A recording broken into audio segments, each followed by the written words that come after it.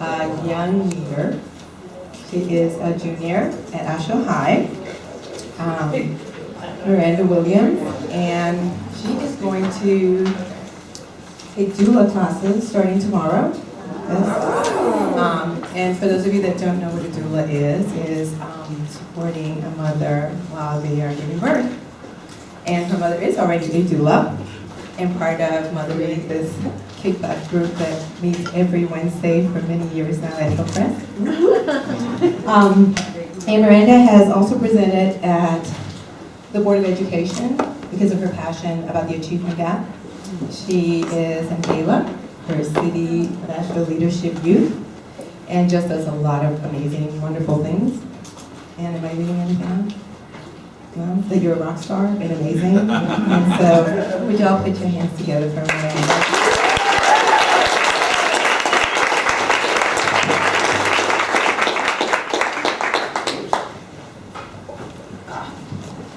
Hi, Miranda. Hello. You gotta talk to me now. You know, I'm actually kind of loving this, you know? How many people in the room are old enough to remember Phil Donahue? So you having your Phil Donahue moment? Totally, yes. I'm so sorry, but yes, I am. So you are very, very involved in the community and your school and all of that. Tell me what your experience has been like in the city school system. So like starting out at an early age, just being like a minority in this community, you learn to take responsibility for yourself, and anger isn't always the best solution, so you try to do something about it. You become the solution instead of the problem, because if you aren't trying to create a solution, then you are part of the problem. So I feel like you have to go back to the beginning, and like Martha said, I'm starting my doula training because a few days ago I read an article about a baby who died in an infant warmer because they were left in there. And when we talk about trust and mistrust, a baby can't do anything for itself, so it solely depends on the older people around them. Now, when we grow up, we learn to develop these communications, to speak, to communicate. But if we aren't teaching our children how to communicate, then when they get older, they can't express themselves how they would like to without being an angry black woman or an angry black male. And I feel like it's so important that we catch this from the start and like build them up. So when I think it was Dr. Gene Bell, or Mr. Gene Bell, who had spoke about these African American kids not performing at such high rates. So children from poverty are getting 11 million words, like they're learning about 11 million words, when children from professional environments are taking in about 30 million words, which is about double the amount. Now, kids from poverty, they're being introduced, they go to all these places, they learn these new words, they forget them, their brain cells are dying. This is called pruning. This is where a child or someone of young age, where the brain's still young and impressionable, hears something, they forget it because it's not repeated around them. So not only are we like not helping them succeed, but we're kind of setting them up for failure because we're not putting this into their heads enough. So I feel like with me, I went and talked to the middle schoolers. I try to get it to them because they still are young. They're still impressionable. They still have a chance to do right. Okay, I'm sorry. I thought there was more. So, are you Asheville High Associate? I'm Asheville High School. Asheville. And so, what has that experience been like for you? It's very it's very challenging. I find it very challenging, not the academics, but just the environment. I find it very challenging to sometimes not say things that I'd like to say because they won't be welcome in the space. I find it sometimes challenging to be the only black female in my class and feel like I'm on my own team, that I have to advocate for myself because no one else is going to do it because no one else can relate to me. So I know I only see that, I take AP Tech classes too, so I see it there too. It's like these courses not being offered or nothing. And I'm so interested in social sciences, so sociology is what I'm taking now. And I noticed that these people that I'm in this class with, they all come from different backgrounds, so we all have different stories, and it really helps me see the way that we create the society and what we have going on here. When we talked, and getting ready for this, you talked about the difference in discipline in African American students and white students. Can you talk a little bit about that? So if we go back, African Americans, like 400 years ago, you have slavery, and you have nurture versus nature. So when I think about this, I think about 400 years of survival embedded in someone. So I feel like African Americans were trained from the beginning not to live, but survive. Survive off what you were given, survive off what you can get. And so I feel like that is a big difference when you go in these schools and you see people who are literally just surviving, literally. And then you can see the difference. It is such a huge difference between surviving and living. And I feel like so many African Americans don't have that privilege to live. And no one wants to just feel like they're having to survive, you know. Do you see that played out at Asheville High in terms of who gets suspended, who gets? Yeah, it's not like set out, oh, we're gonna suspend you because you're a person of color, but you can definitely see the inequity. You can see someone white doing something and then someone black doing something and them getting suspended, like a hoodie. It's like, oh, you're a threat to my campus because I have on a hoodie. And that's not true. I mean, they wouldn't be there if you were really like just trying to be a threat to your campus. So I feel like understanding goes both ways, teachers and students, but you have to meet the student halfway because some of these students go through unfathomable things at home. Like they go through some terrible things. And so when you come to school and you have these teachers, you want to be able to confide in your teachers. You don't want to tell a teacher something and have to worry about your teacher telling another teacher. So I feel like consistency with students and building that bond with them is just as important as being a teacher. And it sounds like confidentiality also is an issue. It is. It's honestly a big issue because when you talk to the wrong person and then it gets out and you can feel like, you know, that's something you may not have wanted everyone to know. You can feel like trust has been broken, and when you mistrust someone, it's very hard to get that trust back, you know what I mean? Because how can I trust you again when you did it once? And that's not like the tension, you don't want that in the class where, because a teacher, it's supposed to have a positive connotation. Yes. It's supposed to be someone who like leads us, enlightens the future, builds these doctors, builds these lawyers. It's supposed to be someone that empowers us. So the least thing you would expect is to walk in a classroom and see a teacher belittling a student or knocking them down. So we have 1 minute left. Sorry. So what do you want to say to this room full of people that you haven't had the chance to say?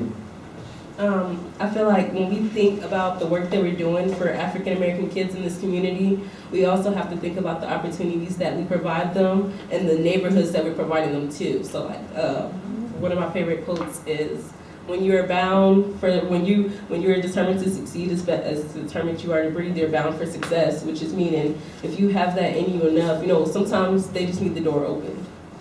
And so you just never know. In school, that was it. And so I didn't recognize that that was not the right way to go about schooling until I got into public school. And so I started out with Asheville City Schools unconventionally. I was in Emmanuel Lutheran School, which is out in West Asheville, from pre-K to kindergarten and then in 3rd grade. And so initially, I didn't know I was black. I would play with the other kids. We would throw up the Ninja Turtles in the air, let them fall. We would get splinters in the playground. I didn't know there was any difference until we got the yearbook at the end of the year. And I was flipping through, I was like, oh, look at me. I can't see me in the dark in that picture. And then I was looking, I was like, oh, I'm the only person you can't see. Oh, okay. She's black with me. I guess we look the same. I guess we are the same. And then we come up to each other and we're playing the game. We're not supposed to see our differences. We're colorblind. And so I didn't realize I was different until I got into YWCA. And I learned all the things that I was supposed to learn. And I learned also that the game, the simulation that I was in, would be for the rest of my life. And so that tag that was placed on me as a tracker was something that I didn't even recognize was on me until someone had pointed out that is different. So that leadership piece came a little bit later. At that time, I felt like I was inferior. And so being in school, I would be treated differently once that tag was recognized around 1st, 2nd grade, when we start to figure out who is different and how they're different. Figure out the stereotype they're supposed to play into while they're into school. And so I'd be asked questions that I just couldn't relate to. That's a stereotype that I just could never fit into, but I was supposed to put on that pedestal of leadership in that realm. So can I ask you, what's not being talked about in the school system that you think should be talked about? Something that's not being talked about. The idea of tracking and understanding tracking. And so when Nicole Hannah-Jones came to our school by Ashland City School Foundation, I didn't understand what tracking was because I was placed into this field where we were all supposed to run. And if you step outside that line, you'll get shot. Now that shot may be a tranquilizer that'll stick with you for 1 to 2 years, or it might be a bullet that'll just take you down. And so I was always running in the field. I always stayed in the lines because I knew how to play the game. But my friends, my peers, the people who looked like me would hit that line, maybe step over, and would get shot. So I recognized that let me not go over there with my friends. But sometimes they push me away as well because I talk like this. So I talked white. I was an Oreo. So I would be a zebra, but I was also, a panther because I was seen as a danger too. So I had teeth that would cut you, but I didn't know I had those until later.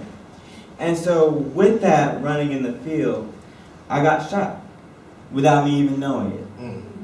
And that was before I even came out of the womb. And so I was bleeding along that field. I was suffering. But I didn't know what I was suffering from until I got into 10th grade, when I saw I was the only African-American male in my class. And that isolation piece jumped on me. That wound began to become toxic. That wound began to fester. And I didn't realize how to mend that wound, how to build it, how to make me feel whole again, until I was able to walk into the path of what I'm doing now. To tell you all my story of what it's like to be wounded, but to now understand that wound is actually a power, a lift, for me to use my voice to tell you what it's like to be wounded without being able to advocate for yourself.